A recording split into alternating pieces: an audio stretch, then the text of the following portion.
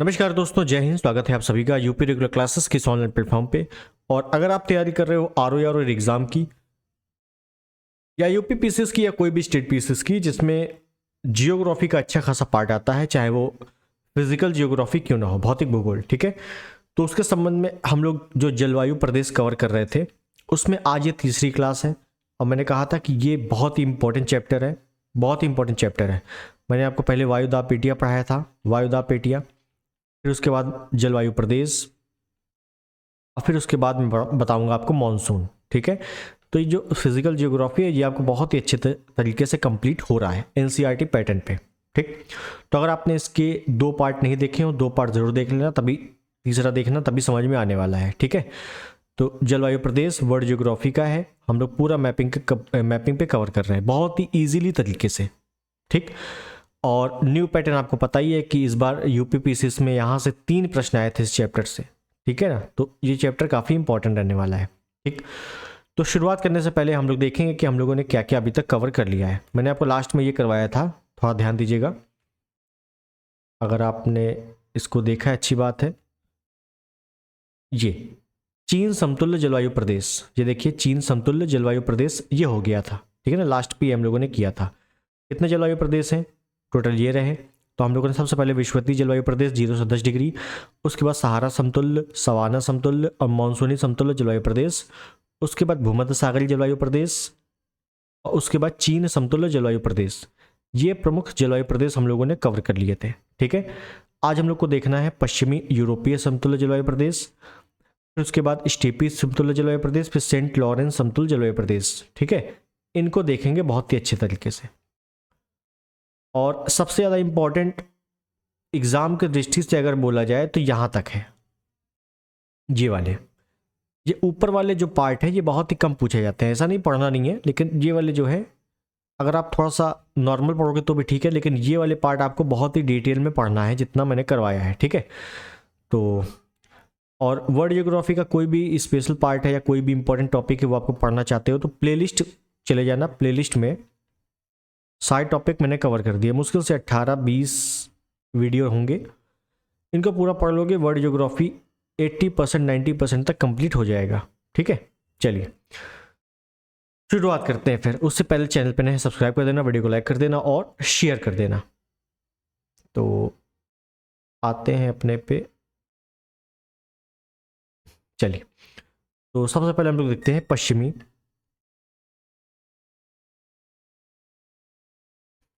Europe समतुल्य जलवायु प्रदेश, ठीक। एक काम करते हैं, इसको थोड़ा सा शॉर्टेस्ट वे में ले लेते हैं वरना काफ़ी लंबे लंबे वीडियो हो जाएंगे फिर से, ठीक है।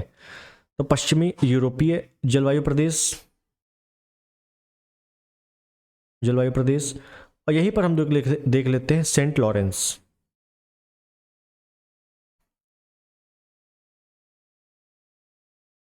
समतुल्य जलवायु प्रदेश, ठीक है।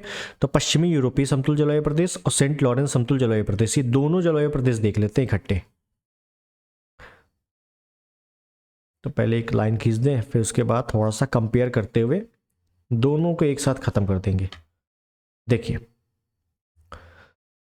तो सबसे पहले हम लोग अगर वितरण लिखें तो जाहिर सी बात है ये जो है 45 से 60 डिग्री अक्षांश के मध्य महाद्वीपों के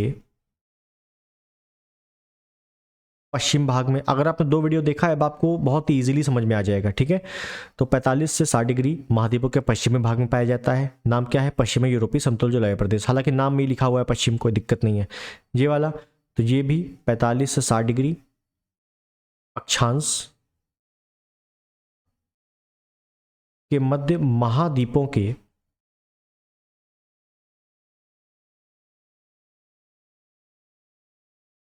पूर्वी भाग में पाया जाता है। अब यहाँ पे थोड़ा सा इंपॉर्टेंट है, देखिए मैंने आपको एक चार्ट में जो बताया था बिल्कुल सेम बताया था कि जो पश्चिमी यूरोपीय समतुल्य जलवायु प्रदेश है ये महाद्वीपों के पश्चिमी क्षेत्र में, और सेंट लॉरेंस वाला महाद्वीपों के पूर्वी क्षेत्र में, और स्टेपी वाला महाद्वीपों के मध्यवर्ती भाग में। ठीक है, तो ये ध्यान रखिएगा। अब उसके बाद देखना है कि चलो ठीक है, ये हो गया स्थान कहाँ कहाँ पाया जाएगा, लोकेशन बताइए। ठीक है, दोनों में देख लेते हैं इकट्ठे। तो लोकेशन की बात करेगा तो ध्यान देना है आप लोगों को कि नंबर वाइज देखेंगे। यूरोप का पश्चिमी भाग, यूरोप का पश्चिमी भाग। अब पश्चिमी भाग में भी तो बहुत सारे हैं, जैसे जैसे देखिएगा नॉर्वे हो गया, नॉर्वे हो गया, स्वीडन, नॉर्वे, स्वीडन, यूके हो गया। ठीक है, जर्मनी हो गया।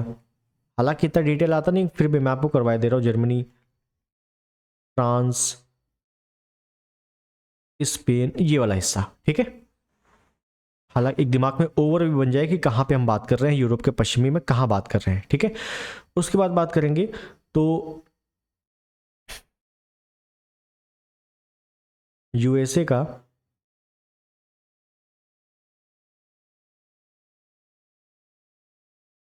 ब्रिटिश कोलंबिया प्रांत,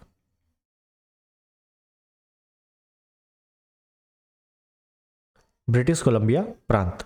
ठीक है, उसके बाद देखें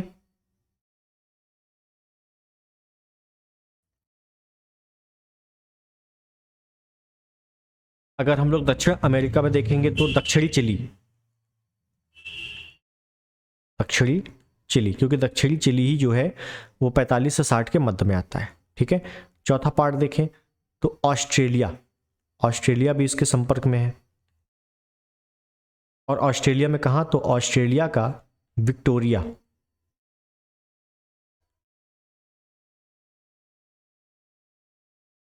व तस्मानिया प्रांत, और न्यूजीलैंड भी है, न्यूजीलैंड। तो ये वाले स्थान जो है कहाँ पाए जा रहे हैं, पश्चिमी यूरोपीय समतल जलवायु प्रदेश के अंतर्गत ये वाले स्थान आते हैं। ठीक है, तो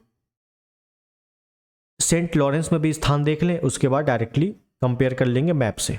ठीक है, तो इसको देखिएगा आप, जैसे यूएसए है, यूएसए है, कनाडा है, एक नदी बहती है सेंट लॉरेंस नदी, नाम से ही पता लग रहा है, सेंट लॉरेंस समतल जलवायु प्रदेश और सेंट लॉरेंस नदी क्षेत्र, सेंट लॉरेंस नदी क्षेत्र। ग्रेट लेक्स पढ़ा होगा आपने, महान झीलें, उसमें पढ़ा होगा आपने। ठीक है, दक्षिणी अर्जेंटीना, भाई चिली पश्चिम में है, अर्जेंटीना पूर्व में है, अब पश्चिम पूर्व का ही मसला है यहाँ पे। तीसरा देखें तो चीन का मंचूरिया क्षेत्र,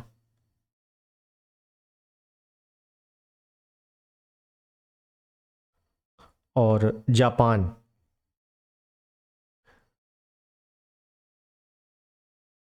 और उत्तर दक्षिण कोरिया, ये वाला क्षेत्र जो है सेंट लॉरेंस समतल जलवायु प्रदेश के अंतर्गत आता है। ठीक है, इतना आपको पता होना चाहिए। अब इसी को पहले हम लोग मैप में देख लें, तब समझ में आएगा क्या है मामला। ठीक, तो यहाँ पे हम लोग क्या देख रहे हैं, यहाँ पे हम लोग देख रहे हैं, इसको पहले मिटा देते हैं पूरा ही, और यहाँ पे हम लोग देखें सबसे पहले कि पश्चिमी यूरोप व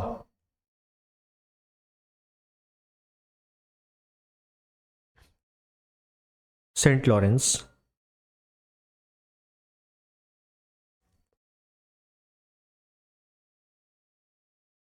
समतुल्य जलवायु प्रदेश, समतुल्य जलवायु प्रदेश। ठीक है, तो पश्चिमी यूरोप मैंने जिस पेन से लिखा है उसी का मैं प्रयोग कर रहा हूं। तो पहले पश्चिमी यूरोप में देखेंगे तो मैंने बताया था यूरोप का पश्चिमी भाग, जिसमें आएगा नॉर्वे आएगा। ठीक है, ये रहा नॉर्वे, ये रहा स्वीडन, ये आप देख रहे हो, ये रहा यूके। ठीक है, नॉर्वे यूके हो गया। जर्मनी और फ्रांस वाला क्षेत्र बताया था, तो ये वाला क्षेत्र ले लो आप, ये जर्मनी, फ्रांस, स्पेन। क्लियर है, तो ये वाले क्षेत्र में क्या है, पश्चिमी यूरोपीय समतल जलवायु प्रदेश पाई जाती है। उसके बाद मैंने बताया था कि यूएसए का जो है ब्रिटिश कोलंबिया प्रांत है, तो वो इस साइड है, पश्चिम साइड है। दक्षिणी चिली बताया था मैंने, दक्षिणी चिली, तो ये वाला आ जाएगा दक्षिणी चिली में, ये वाला। ऑस्ट्रेलिया का विक्टोरिया तस्मानिया प्रांत था, तो देखिएगा ये इस साइड है, ये इस साइड है, ठीक। न्यूजीलैंड है तो ये नीचे रहा न्यूजीलैंड। तो ये वाला हिस्सा किसका है, पश्चिमी यूरोपीय समतल जलवायु प्रदेश का। सेंट लॉरेंस का देख लें, तो सेंट लॉरेंस का यूएसए कनाडा का जो सेंट लॉरेंस नदी है वो वाला, ये वाला हिस्सा देख लो, ये ग्रेट लेक्स वाला हिस्सा है, तो यहीं पर सेंट लॉरेंस नदी बहती है, ठीक है। दक्षिणी अर्जेंटीना है, तो ये देखो दक्षिणी अर्जेंटीना। चाइना है, तो चाइना चले जाएंगे अगर, तो चाइना का ये मंचूरिया वाली पहाड़ियाँ मिलेगी, तो इधर साइड मंचूरिया पहाड़ी। ये रहा जापान, और ये रहा कोरिया, ठीक है। तो ये वाला हिस्सा मैपिंग से आपको समझ लेना है कहाँ पे है, बात खत्म हो गया। अब देखते हैं उसी के आगे, हम लोगों ने देख लिया ये चीज़ें। अब देखते हैं वर्षा और तापमान की स्थिति क्या, हमने लोकेशन देख लिया है और वर्षा तापमान की स्थिति देखेंगे, बिल्कुल इसी तरीके से देखेंगे, और इसी तरीके से आप लोग कॉपी में नोट करना, ठीक है।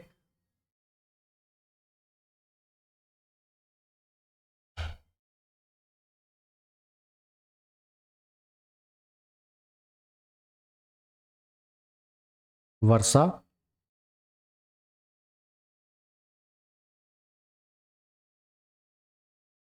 व तापमान,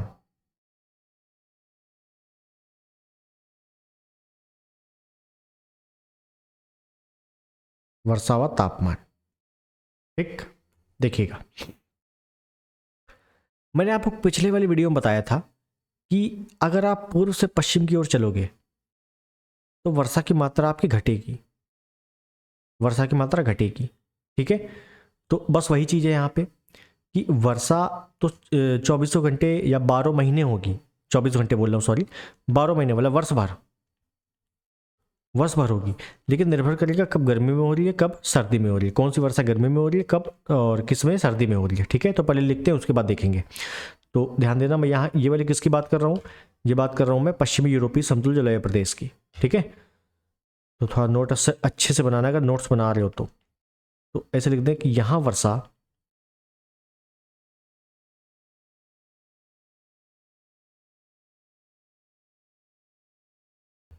तो वर्षा यहाँ पे पूरे वर्ष भर होती है, समझिएगा, यहाँ बहुत मतलब डिटेल क्वेश्चन है और यहीं से आपका पीसीएस में आता है। तो यहाँ वर्षा पूरे वर्ष भर होती है, लेकिन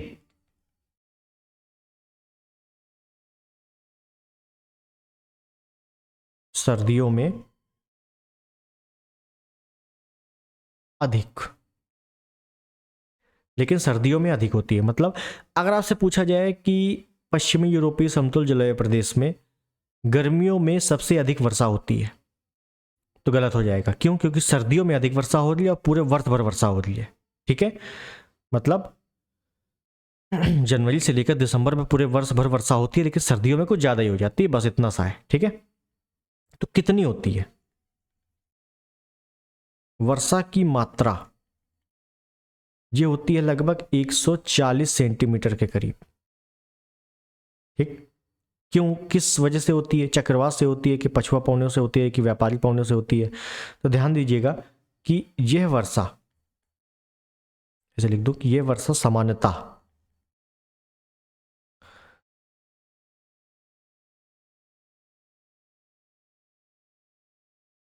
पछुआ पवनों द्वारा होती है, पछुआ पवनों द्वारा होती है, क्लियर है। और अगर ये भी हम ग्रीष्मकाल की बात लिख दें तो यहाँ ये लिख सकते हैं कि यहाँ ग्रीष्मकाल में ताप 18 डिग्री सेल्सियस, तो गर्मियों में 18 डिग्री सेल्सियस, वैसे भी आपने सुना होगा जो यूरोप है वो ठंडा ही रहता है, 18 डिग्री सेल्सियस, तथा शीतकाल में, शीतकाल में जो ताप है वो 5 डिग्री सेल्सियस के निकट रहता है। ये पॉइंट आपको बिल्कुल याद करना है, शॉर्टेस्ट तरीके से मैंने आपको बता दिया क्या कि वर्षा जो है पूरे वर्ष भर हो रही है, लेकिन सर्दियों में ज़्यादा हो रही है। कितनी हो रही है? लगभग 140 सेंटीमीटर। कैसे हो रही है, किस कारण से हो रही है? तो पछुआ पवन चलती है उससे हो रही है। गर्मियों में तापमान 18 डिग्री सेल्सियस और सर्दियों में 5 डिग्री सेल्सियस के आसपास रहता है। बस बात खत्म। ठीक है, ये हो गई वर्षा और तापमान की स्थिति। यहाँ पे क्या है, यहाँ किसकी बात हो रही है? यहाँ बात हो रही है सेंट लॉरेंस समतुल जलवायु प्रदेश की। सेंट लॉरेंस में क्या मामला है? तो यहाँ ये मामला है कि यहाँ भी वर्षा पूरे वर्ष होती है, पूरे वर्ष होती है, लेकिन यहां गर्मियों में अधिक होती है, गर्मियों में अधिक होती है। ये डिफरेंस है, बेसिक डिफरेंस है, और डिफरेंस ही क्वेश्चन बनता है। ठीक है, कहाँ गर्मी में हो रही ज़्यादा, कहाँ सर्दी में ज़्यादा हो रही, ये ध्यान रखना है। अधिक यहाँ, अच्छा वर्षा की मात्रा भी यहाँ पे अगर देख लें कि वर्षा की मात्रा, भाई अब गर्मी में वर्षा हो रही है तो वर्षा का पानी जो है वाष्प बन के उड़ जाए, काम खत्म। 75 से 100 सेंटीमीटर के आसपास होती है। कैसे हो रही है? पछुआ पवनों से हो रही है? बिल्कुल नहीं। यहां वर्षा चक्रवात से होती है। जब चक्रवात चलते हैं, ग्रीष्मकालीन चक्रवात, तो चक्रवात से होती है। ठीक है, और अगर टेम्परेचर की बात कर ले यहां भी, तो यहां ग्रीष्मकाल में, गर्मियों में, ग्रीष्मकाल में ताप 18 डिग्री सेल्सियस, और शीतकाल में बिल्कुल सेम रहता है सब कुछ। ठीक है, और शीतकाल में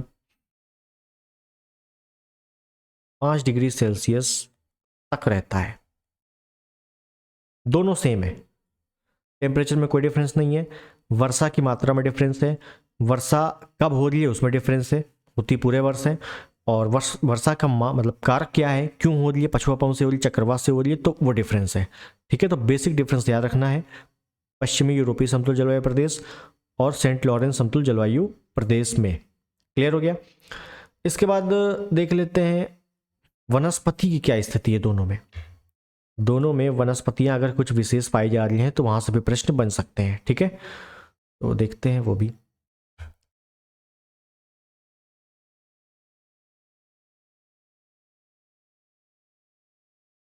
वनस्पतियां,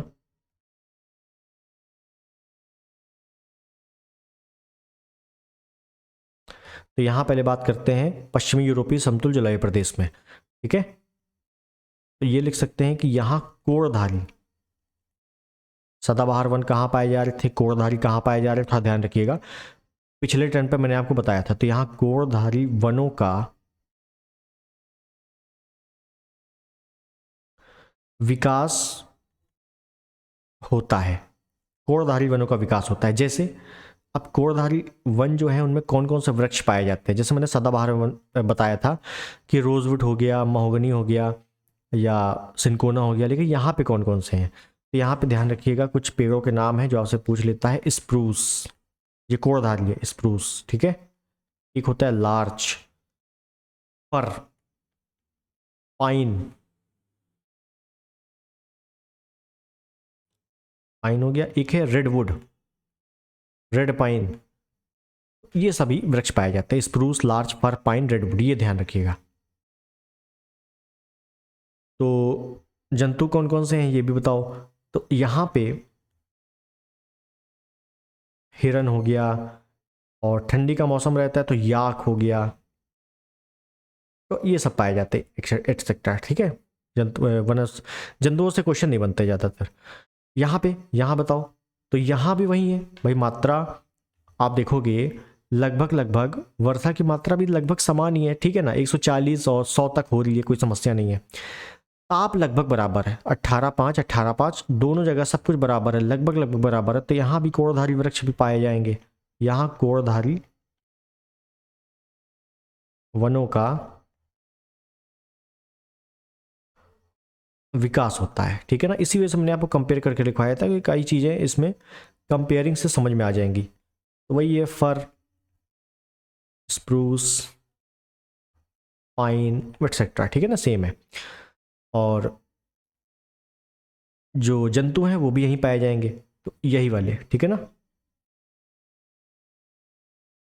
हिरन, याक, एक और लिख सकते हो आइबेक्स, आइबेक्स होता है एक, ये सही पाए जाते हैं, बस बात खत्म, ठीक है।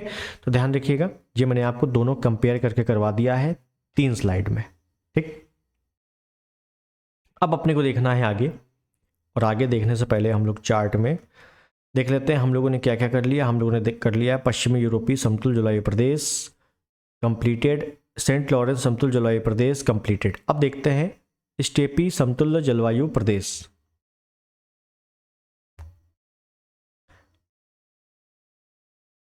स्टेपी समतुल्य जलवायु प्रदेश, स्टेपी आपने पढ़ा होगा, स्टेपी क्या है, घास का मैदान है यूरोप का, ठीक है ना, स्टेपी, प्रेरीज, ये सब पढ़ा होगा। तो देखते हैं क्या इसमें हम लोग को पढ़ना है। तो अगर विस्तार देखेंगे तो 45 से 60 डिग्री अक्षांशों के मध्य महाद्वीपों के पश्चिम में है कि पूर्व में है, तो ये महाद्वीपों के मध्यवर्ती भाग में है, मध्यवर्ती भाग में पाया जाता है, ठीक है। लोकेशन कहाँ है, स्थान कहाँ है, मेन चीज लोकेशन ही होती है यहाँ पे। तो लोकेशन पहला देखेंगे तो जैसे यूएसए है, अब घास भूमियाँ हैं, ठंडी वाली घास भूमियाँ देखनी है, जैसे यूएसए का प्रेरीज घास भूमि क्षेत्र। फिर देख लेंगे जैसे रूस है, यूक्रेन,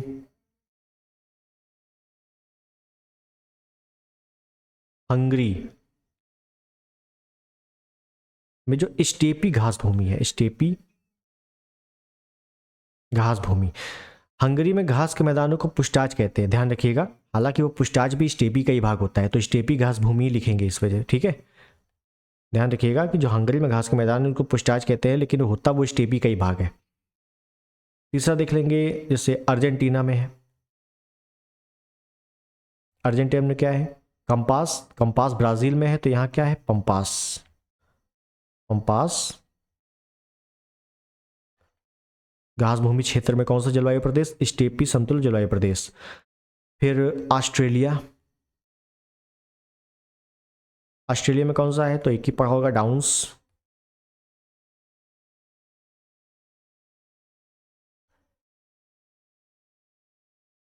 फिर एक न्यूजीलैंड, न्यूजीलैंड में कौन सा घास भूमि, कैंटरबरी, कैंटर, कैंटर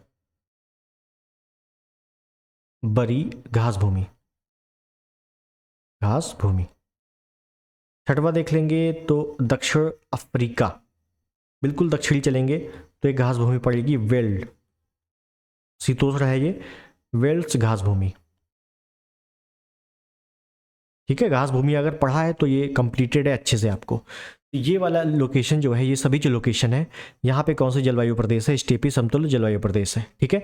अब इसी को मैप में देख लेते हैं फटाफट से, क्योंकि एक ओवरव्यू बन जाए दिमाग में कि कहाँ पे क्या था।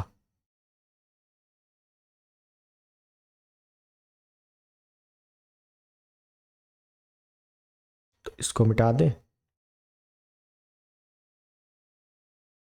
तो हम लोग क्या देख रहे हैं, हम लोग देख रहे हैं स्टेपी, स्टेपी समतुल्य जलवायु प्रदेश, ठीक है। तो कहाँ पे है ये, तो पहली बात तो यूएसए का जो प्रेरीज घास भूमि है, तो यूएसए में प्रेरीज घास भूमि यहाँ पे है, और इसी घास भूमि में एक पवन चलती है, चिनूक पवन, ध्यान रखिएगा, चिनूक पवन चलती है, उसको तलित हिमभक्षी पवन भी कहते हैं, ठीक है।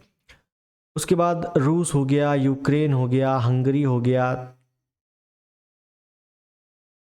तो आप देखोगे कि यूएसए, सॉरी, यूक्रेन और हंगरी वाला भाग जो है वो इधर साइड है, यूरोप साइड, ठीक। फिर अर्जेंटीना में देखेंगे तो ये रहा अर्जेंटीना, यहीं पर घास भूमि है, फिर यहाँ पे देखेंगे तो यहाँ वेल्ड है, यहाँ वेल्ड है अफ्रीका में, ठीक है ना, इसी वजह से ये लाइन ऐसे गई है, ठीक। उसके बाद ऑस्ट्रेलिया, तो ऑस्ट्रेलिया में जो डाउन्स है ना वो इधर है, ये एग्जैक्टली देखें तो दक्षिण पूर्व, ठीक है। उसके बाद ये घास भूमि यहाँ पे कैंटरबरी, ठीक। तो 1 2 3 4 5 6, तो 6 लोकेशन है, 6 मैंने आपको बता दी, ठीक है। तो ये थोड़ा ध्यान रखिएगा आप। अब देख लेते हैं तापमान वर्षा की क्या स्थिति है। तापमान व वर्षा,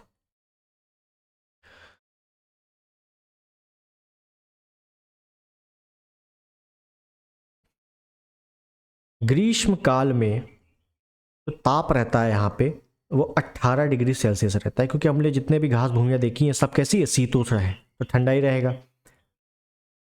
शीतकाल में और ठंडा हो जाता है, शीतकाल में ताप 5 डिग्री सेल्सियस है, ठीक है, बिल्कुल सिंपल सा लॉजिक है। वर्षा की मात्रा, वर्षा यहाँ पे कितनी होती है, तो 25 से 50 सेंटीमीटर होती है, ठीक है ना। वर्षा 25 से 50 सेंटीमीटर के मध्य में होती है, बस हो गया, इतना ही है, ज़्यादा इसमें लिखने की आवश्यकता नहीं है। वनस्पति जीव जंतुओं की अगर बात कर लें इसी जलवायु प्रदेश में, स्टेपी समतुल्य जलवायु प्रदेश में, तो यहाँ वर्षा की मात्रा देख रहे हो कम है, तो वर्षा की मात्रा कम है, इसी वजह से तो घास भूमि का निर्माण हुआ है ना। अगर वर्षा ज़्यादा होती तो वन न बन जाते, वर्षा कम है तभी तो घास भूमि बनी, ठीक है। तो ध्यान रखिएगा यहाँ पे कि वर्षा कम होने के कारण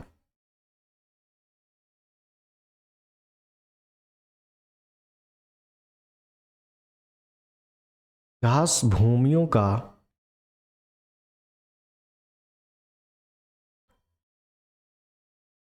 विकास होता है, घास भूमियों का विकास होता है। जैसे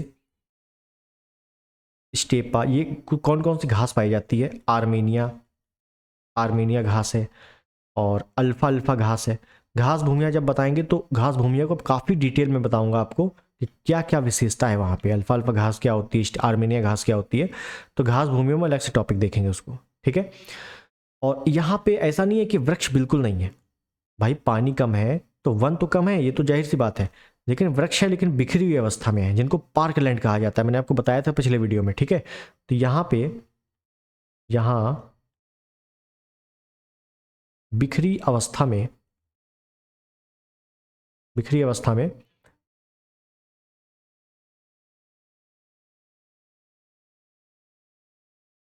वृक्ष पाए जाते हैं, ठीक है। तो बिखरी अवस्था में वृक्ष पाए जाते हैं, ये इंपॉर्टेंट है यहाँ पे, ठीक है। और अगर जंतुओं की बात करें तो भाई घास भूमि है तो घास कौन खाएगा, गाय, हिरण, भेड़, ठीक है ना, यही सब जंतु पाए जाते हैं, बात खत्म, ठीक है। तो ये वाला भी अपना काम खत्म हो गया। मैंने आपको बताया था कि आने वाले समय में जो अगला वीडियो रहने वाला है बहुत ही जल्दी जल्दी हो जाएगा। तो स्टेपी समतुल्य जलवायु प्रदेश समाप्त। अब क्या बचा, अब बचा टैगा या बोरियल समतुल्य जलवायु प्रदेश, फिर टुंड्रा समतुल्य जलवायु प्रदेश, और फिर हिमाच्छादित जलवायु प्रदेश। तो इनको भी फटाफट से देख लेते हैं, खत्म करते हैं इसको आज। यहां से देखो, यहां तक हमने जो पढ़ा है अभी तक, यहां से आपसे कई तरीकों के क्वेश्चन बनते हैं, ठीक है। लेकिन यहां पे आपको तरीका बहुत ही कम है क्वेश्चन बनने का, लेकिन जो है बहुत ही बेहतरीन तरीका है, ठीक है। समझिएगा कैसे। तो सबसे पहले हम लोग लेते हैं टुंड्रा, ठीक है। तो टुंड्रा, सॉरी टैगा है, टैगा लेते पहले, 1 मिनट रुकिएगा, टैगा लेते, टुंड्रा नहीं, टैगा या इसी को बोरियल कहा जाता है, बोरियल, कहीं कहीं बोरियल लिखा मिलेगा ना, कंफ्यूजन नहीं होना, टैगा या बोरियल जलवायु प्रदेश।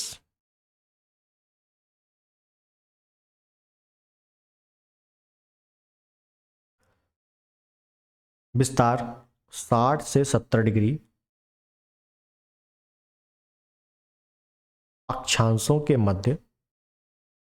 अब देखिए, अभी तक हमने जितने भी जलवायु प्रदेश पढ़ा है, ये पृथ्वी है, ये 0 डिग्री है, हमने जितना भी पढ़ा है, विषुवतीय समतुल्य जलवायु प्रदेश ये रहा 0 से 10, तो नीचे भी है 0 से 10, तो ऊपर नीचे हम लोगों ने दोनों पढ़ा है, मतलब उत्तरी गोलार्ध में भी दक्षिणी गोलार्ध में भी। लेकिन टैगा या बोरियल, टैगा या बोरियल समतुल्य जलवायु प्रदेश में ध्यान रखना है कि 60 से 70 डिग्री अक्षांशों के मध्य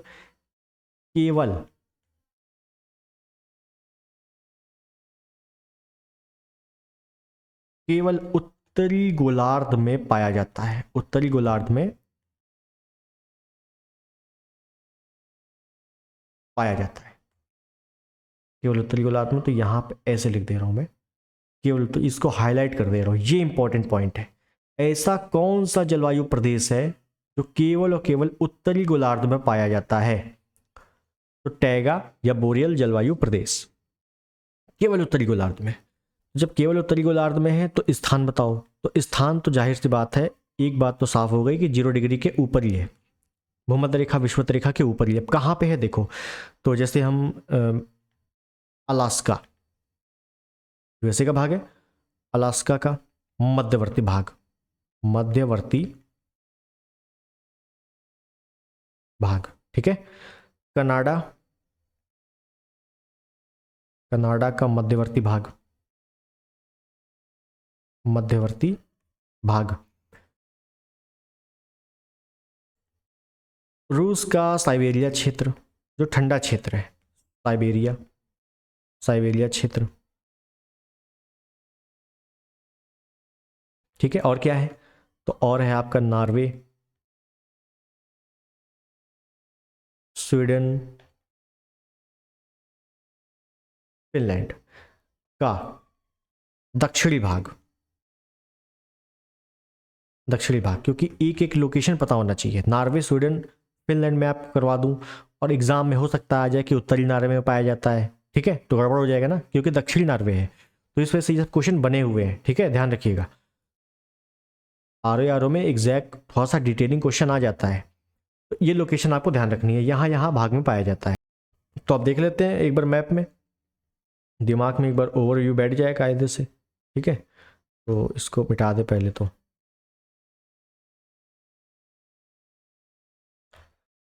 क्या देख रहे हैं हम लोग? हम लोग देख रहे हैं टैगा या बोरियल समतल जलवायु प्रदेश। तो कहाँ पे है टैगा या बोरियल? तो ये अलास्का का मध्यवर्ती भाग में है, तो ये रहा अलास्का, ये रहा मध्यवर्ती भाग, ठीक है ना, याद है आपको अलास्का, ये रहा। कनाडा का मध्यवर्ती भाग, तो ये रहा कनाडा, कनाडा का ये मध्यवर्ती भाग, ओके। रूस साइबेरिया क्षेत्र है, नॉर्वे, ये रहा नॉर्वे, जी वाला, जी वाला साइबेरिया, ठीक है। तो ये वाला क्षेत्र है, क्षमा चाहेंगे, नॉर्वे, स्वीडन, फिनलैंड का दक्षिणी भाग है ना, ये रहा नॉर्वे, स्वीडन, और ये रहा फिनलैंड का दक्षिणी भाग, ठीक। इन सब जगह पे क्या है, टैगा या बोरियल समतुल्य जलवायु प्रदेश पाया जाता है। अब देख लेते हैं और थोड़ा डिटेल।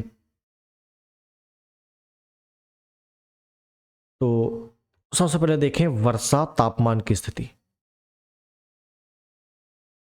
वर्षा व तापमान। वर्षा की मात्रा देखें तो लगभग 50 सेंटीमीटर तक वर्षा होती है यहाँ पे, जो पूरा लिख देते हैं, समझ में नहीं आएगा वरना आपको।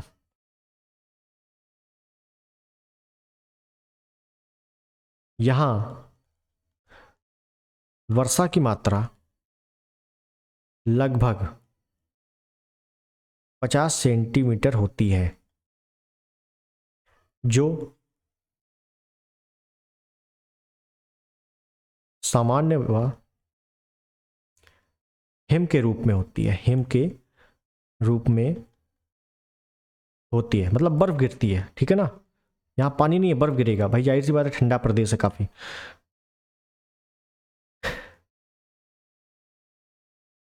यहां कहाँ, यहाँ कहाँ, तो टैगा या बोरियल समतल जलवायु प्रदेश में महाद्वीपीय, महाद्वीपीयता, महाद्वीपीयता का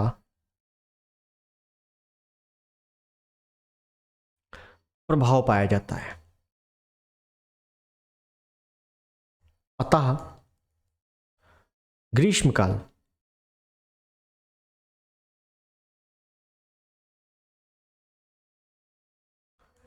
अपेक्षाकृत गर्म एवं शीतकाल ठंडा रहता है। महाद्वीपीयता मतलब जैसे महाद्वीप में प्रभाव है उसी प्रकार का प्रभाव पाया जाता है। तब भी यहां पे हिमवर्षा होती है, ध्यान रखिएगा। यहां ग्रीष्मकाल में ताप 10 डिग्री सेल्सियस और शीतकाल में जो ताप रहता है वो लगभग -20 डिग्री सेल्सियस होता है। ये ध्यान रखना है, 10 डिग्री सेल्सियस और -20 डिग्री सेल्सियस। कहाँ पर? टैगा या बोरियल समतल जलवायु प्रदेश में। ऐसा जलवायु प्रदेश जो केवल और केवल उत्तरी गोलार्ध में ही पाया जाता है, दक्षिणी गोलार्ध में नहीं पाया जाता। क्लियर है? वनस्पति, जीव जंतु, पेड़ पौधे की स्थिति देख लें तो यहां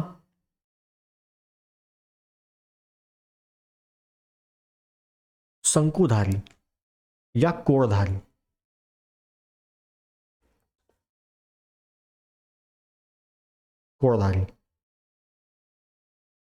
वनों का विकास पाया जाता है।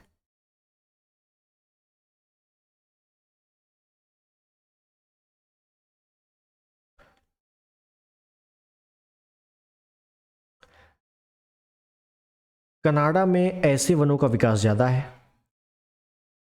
बिल्कुल डायरेक्टली प्रश्न आते हैं यहाँ पे, ठीक है ना, कुछ भी समझने की आवश्यकता नहीं है। वनों का विकास अधिक है, मतलब जो कोणधारी और शंकुधारी है, ऐसे वन सबसे ज़्यादा कहाँ पाए जाएंगे? तो कनाडा में। और कनाडा जो है वो ध्यान रखिएगा उत्तरी गोलार्ध में आपका टैगा या बोरेल समतल जलवायु प्रदेश के अंतर्गत आता है। ठीक है, इसी वजह से ध्यान रखिएगा जो कोणधारी वृक्ष होते हैं ना, इनसे कागज काफी बनाया जाता है। कागज हो गया, लुगदी हो गया, ठीक है, ध्यान रखिएगा। इसी वजह से अतः कनाडा देश कागज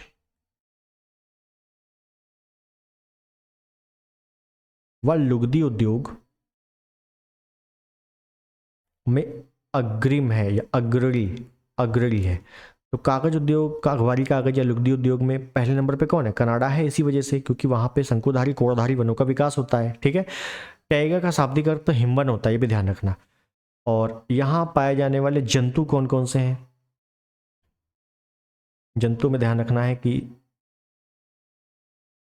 आइबेक्स, ठंडी वाले ज्यादा होते हैं। ध्रुवीय भालू,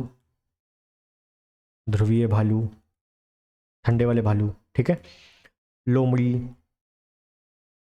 etc एक्सेट्रा। ठीक है, ये सब जंतु पाए जाते हैं।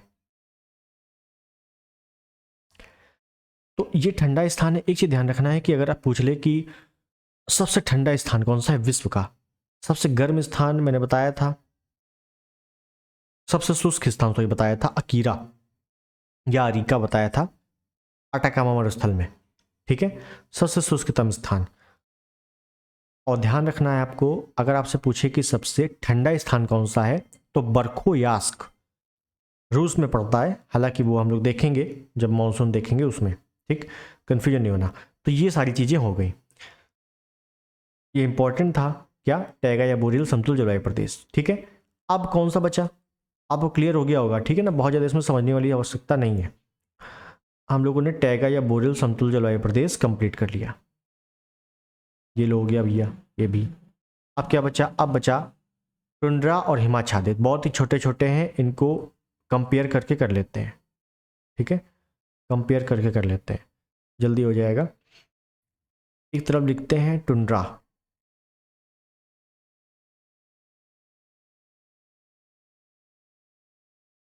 टुंड्रा जलवायु प्रदेश, टुंड्रा जलवायु प्रदेश, और एक तरफ लिखते हैं हिमाच्छादित। हिमाच्छादित मतलब हिम आच्छादित। ठीक है, हिमाच्छादित जलवायु प्रदेश, जलवायु प्रदेश। ठीक है, तो कंपेयर करेंगे डायरेक्टली।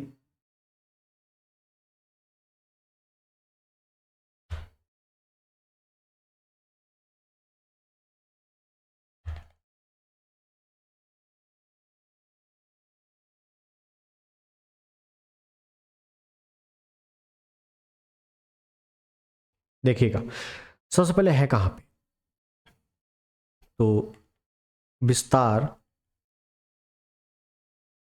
70 से 80 डिग्री अक्षांशों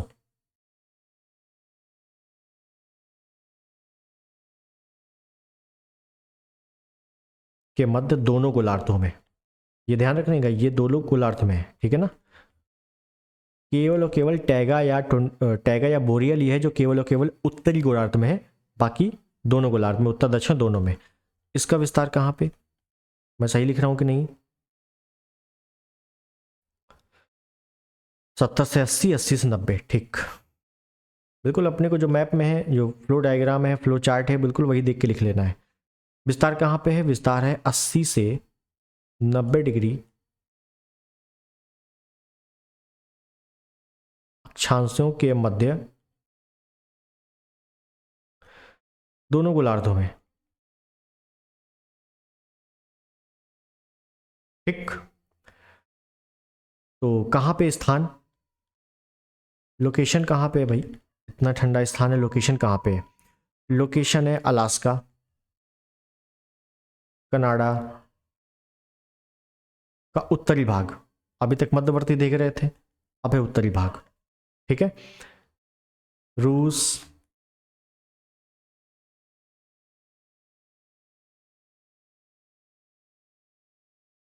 साइबेरिया क्षेत्र,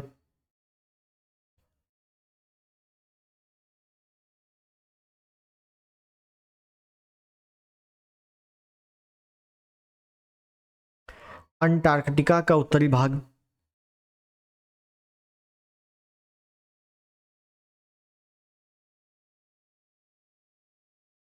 ग्रीनलैंड का मध्यवर्ती भाग, ये वाला स्थान, ठीक है। और यहां पे स्थान कौन सा है,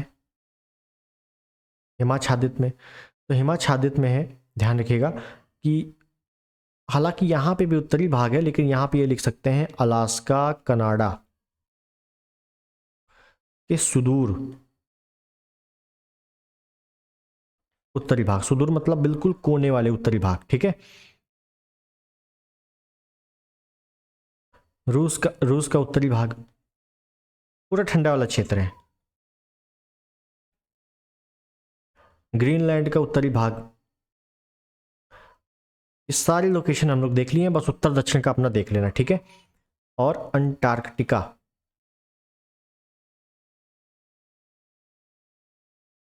का यहां पे दक्षिणी भाग, उत्तरी दक्षिणी आप लोग मैप में एक बार देख लेना, ठीक है। मैं कई चीजें बता चुका हूं, उत्तर दक्षिण अपने देख लोगे, समझ में आ जाएगा। अब यहां पे ताप और वर्षा फटाफट से देख लेते हैं।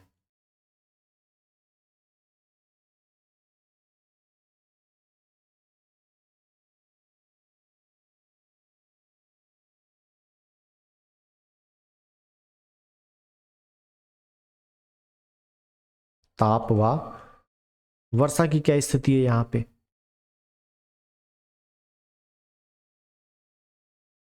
ताप व वर्षा की, तो देखिएगा कि ग्रीष्म काल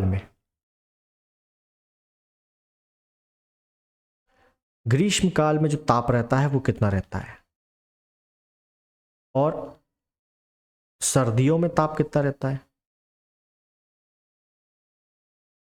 यहां पे भी देख लेंगे ग्रीष्म काल में कितना रहता है, क्योंकि अपने को इसमें बहुत ज़्यादा डिटेल नहीं देखना, वही देखना है जो इंपॉर्टेंट है।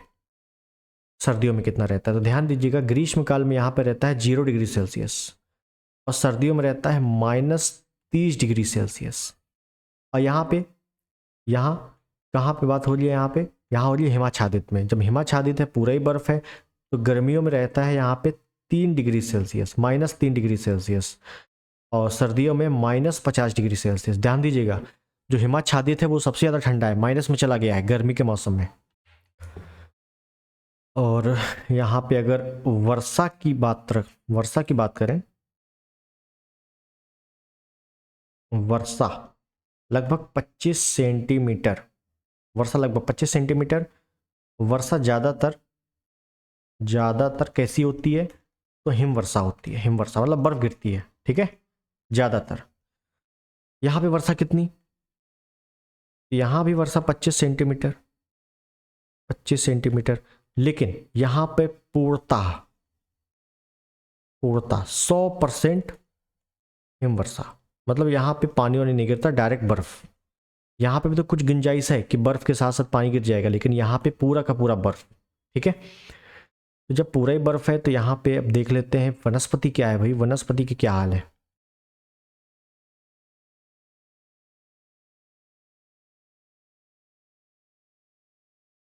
वनस्पतियाँ, तो वनस्पतियाँ देखेंगे तो बहुत ही कम है भाई। जब बहुत ही ज़्यादा बर्फ है तो वहाँ वनस्पति उतना ज़्यादा पनप ही नहीं पाएंगी। तो जब पनप नहीं पाएंगी तो कैसे कैसे पौधे उगेंगे। तो यहाँ पे ध्यान रखिएगा, मॉस, काई, लाइकेन, इस प्रकार के पेड़ उगते हैं, पौधे उगते हैं। ठीक है, वही है सेम, मॉस, काई, लाइकेन। ठीक, वायु प्रदूषण का सूचक भी कहा जाता है लाइकेन को।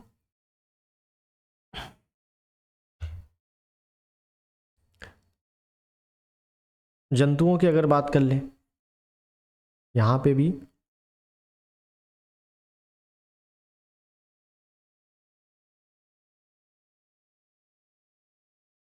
यहाँ पे भी तो जंतुओं की अगर बात कर लेंगे तो यहाँ पे जो प्रमुख जंतु हैं, सील। सील क्या है, मछली है, ठीक है ना। सील मछली पूरा लिख दें, सील मछली। सील मछली होता है, क्रिल मछली होती है एक, पेंगुइन,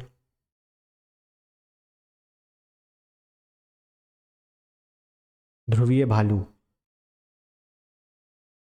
लोमड़ी, एटसेट्रा, ये सब पाया जाता है। सेम यहाँ पे भी वही पाया जाएगा, ठीक है ना। ध्रुवीय भालू, पेंगुइन, सील मछली, एटसेट्रा, बस काम खत्म। ठीक है, तो हम लोगों ने टुंड्रा समतुल्य जलवायु प्रदेश समाप्त कर दिया और हिमाच्छादित भी समाप्त कर दिया। लो भैया, जलवायु प्रदेश हमारा 3 वीडियो में पूरी तरीके से समाप्त हो चुका है। एक बार देख लेते हैं हम लोगों ने क्या क्या पढ़ा। तो हम लोगों ने पहले तो मैंने आपको पूरा का पूरा ओवरव्यू दिया था, पूरे वर्ल्ड मैप का, मतलब पूरे ग्लोब बनाकर बताया था कैसे क्या क्या हमको पढ़ना है, समझना कैसे क्या है। ठीक है, फिर विश्वतीय भूमध्य रेखीय जलवायु प्रदेश में देखा, कायदे से डिटेलिंग देखी। मैंने आपको मैप एक ही मैप में पूरा बता दिया है, ताकि आप जो घर में मैप लोगे, ले लेना एटलस या मैप आपके पास होंगे, 1-1 या 2-2 रुपए के आते हैं, उसको फिलअप किया करो रोज। जब आप रोज फिलअप करोगे तब आपको चीज़ें समझ में आएंगी। ठीक है, तो ये हो गया वर्षा ताप की स्थिति, इसमें पेड़ पौधे, जीव जंतु, लताएं, वृक्ष कौन कौन सी स्पेशल है। मानसूनी समतुल जलवायु प्रदेश देख लिया इसमें, ठीक है ना। फिर सेकंड पार्ट में हम लोगों ने वर्षा तापमान की स्थिति देखी थी, पिछले टर्न पे छोड़ दिया था उसको। पेड़ पौधे, सवाना समतुल्य जलवायु प्रदेश, सूडान समतुल्य जलवायु प्रदेश देखा। फिर वर्षा, पेड़ पौधे, लोकेशन क्या कहते हैं। फिर सहारा समतुल्य जलवायु प्रदेश देखा। और फिर आज हम लोगों ने भूमध्य सागरीय जलवायु प्रदेश देख लिया, सॉरी पिछले टर्न पे भूमध्य सागरीय जलवायु प्रदेश देखा और तापमान स्थिति देखी, पेड़ पौधे, जीव जंतु जितने भी है। चीन समतुल्य जलवायु प्रदेश देखा।